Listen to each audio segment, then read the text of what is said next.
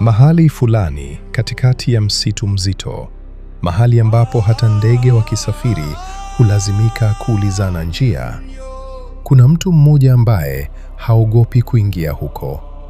Mtu ambaye wengine humuita mtafiti, wengine humuita mgunduzi, na wengine humuita mtetezi wa wagonjwa. Huyo si mwingine, ni Dr. Kanjunju.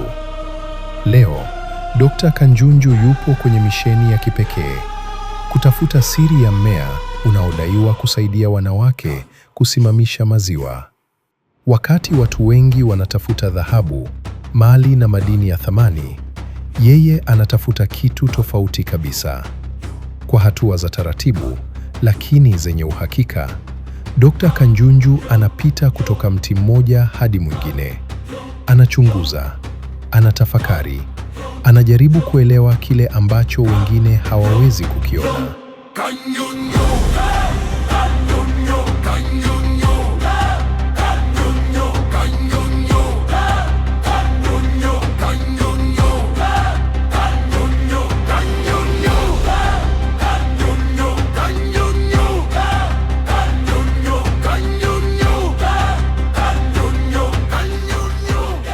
Baada ya muda mrefu wa kutafuta, hatimaye anafika kwenye hatua muhimu.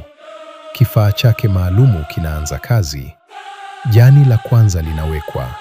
Linawaka na kuzima, alileti ishara inayotakiwa. Dr. Kanjunju analitoa na kuendelea mbele.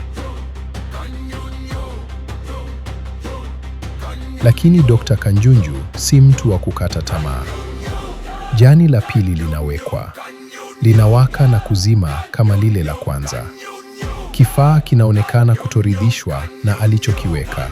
Anaendelea kutafuta, na ndipo anapoliona jani la tatu. Ghafla, mwanga unaanza kuwaka. Kifaa kinatoa ishara tofauti na zile za mwanzo.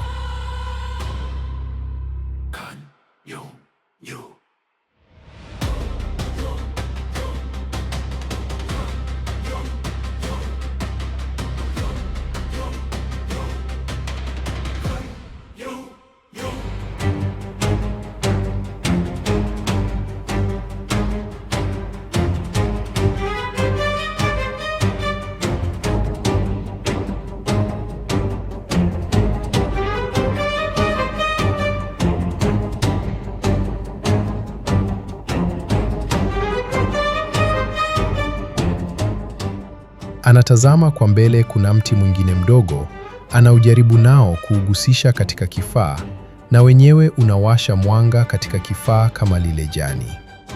Baada ya kutembea umbali mrefu, kuvumilia vikwazo na kufanya majaribio mengi, inaonekana amepata kile alichokuwa akikisaka. Dr. Kanjunju anasimama. Anakitazama kifaa. Analitazama jani. Tabasamu la ushindi linaonekana taratibu.